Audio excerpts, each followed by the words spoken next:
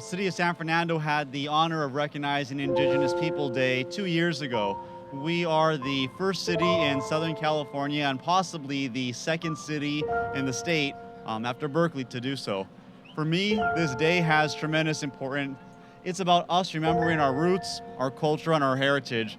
And it's so important today more than ever because of what we see on the national level. Politics that try to erase some of the atrocities of the past. Politics that forget those who have suffered. So for me, this is also a day of remembrance, remembering the great culture that the Americas had before anyone came here, before there were any explorers. And so for all of you, I want to thank you for being part of this narrative and for making Indigenous People Day in San Fernando a great event once again. Thank you so much for your time.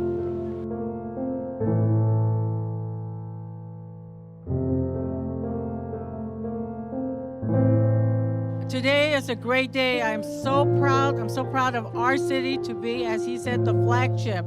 And what I'd like to ask is exactly what one of the members said. We need to pray for our leaders. We need to pray for the world leaders so that they can make those decisions that are the right decisions for all people of the world, not just the United States. So we definitely need to step up and pray for them. It's a great pleasure to lead the effort. I understand the City of LA just recently voted to recognize Indigenous Peoples Day, as well as, I believe, Burbank. So this is a wonderful, wonderful opportunity that we need to embrace, and we need to carry it forward to other cities. August 30th was a historic date for the City of Los Angeles because for the better part of 2 years, we worked on replacing Columbus Day with Indigenous Peoples Day, and we accomplished that feat on August 30th. The largest city in the United States to do this. However, the City of San Fernando was the first in LA County to act 2 years before we did, so congratulations, San Fernando. I know that when I introduced my motion in 2015 to replace Columbus Day with Indigenous Peoples Day, at that time, 23 cities, large and small, mostly small, across the United States had acted. Since that time, it's 56 and counting. This is part of a national trend.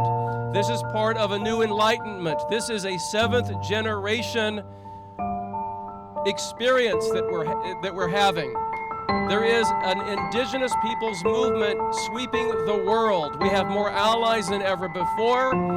I have full faith and confidence that eventually it will replace Columbus Day as a federal holiday. Aren't we all on board for that? How much longer can we live with the charade of Columbus Day on the second Monday of October? So since we acted, the city of Austin, Texas, Tulsa, Oklahoma, Salt Lake City, the city of Long Beach, and just a couple of days ago, Detroit, Michigan, have all now replaced Columbus Day with Indigenous Peoples Day. Next up is Washington, D.C. So this is a movement that is happening. The entire state of Wisconsin is now considering it. Why is this so important?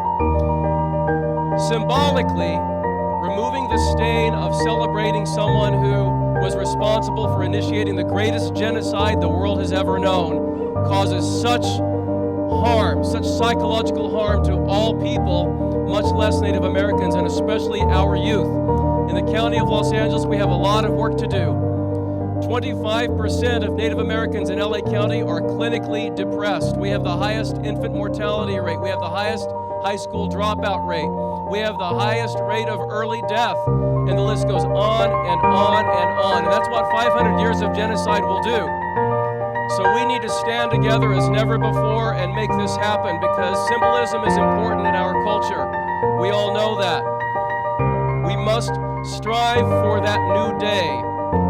Native America lives on, and we can emerge from this stronger than ever before. We owe it to the spirits, we owe it to the ancestors whose blood is coursing through our veins.